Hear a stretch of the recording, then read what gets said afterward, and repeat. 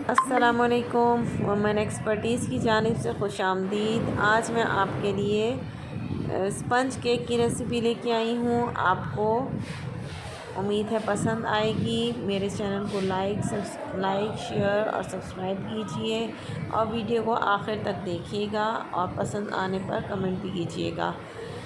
चलिए रेसिपी की तरफ चलते हैं। आप चीज़ों की ज़रूरत है वो 8 सफ़ेदियाँ, 8 ही हमें जर्दी चाहिए होंगी, 200 ग्राम शुगर और 200 ग्राम मैदा और 2 टीस्पून बेकिंग पाउडर और 1 पिंच जो है बेकिंग सोडा। 6 इंचेस के पैन को मैंने ग्रीस करके डस्ट कर लिया है मैदे के साथ और ये तैयार करके रख लिया है मुझे, क्योंकि हाइट वाला केक बनाना है।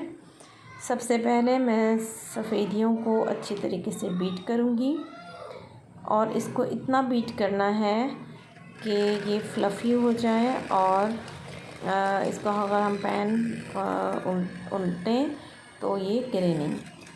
अच्छा, साथ साथ 3 स्टेप में आपने इसके अंदर चीनी डालनी है और इतनी देर आपको उसको बीट करना है कि चीनी बिल्कुल इसमें हल हो जाए, डिज़ोल्व हो जाए, कि दाना ख़त्म हो जाएगा इसका, इसलिए हम आहिस्ता आहिस्ता करके डालेंगे।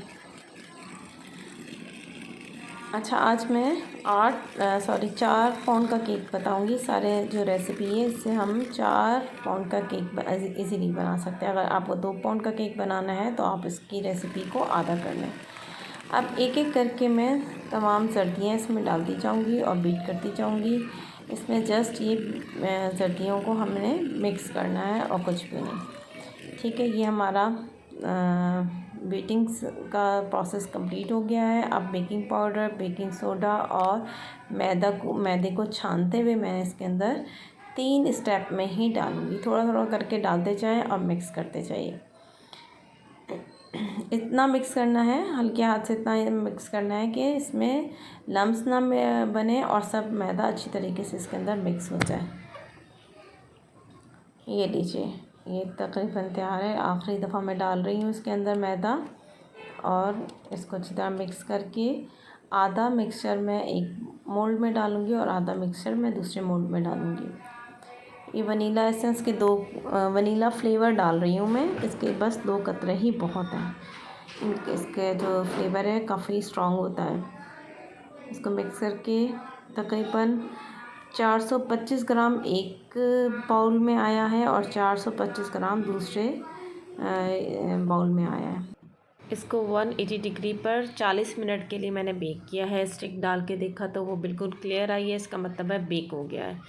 आप केक के किनारे देखें, वो भी बिल्कुल साइड उसने छोड़ दी है, इसका मतलब है ये केक बेक हो गया है। इसको ढक कर रख दें और ये अपने स्टीम में और सॉफ्ट हो जाएगा।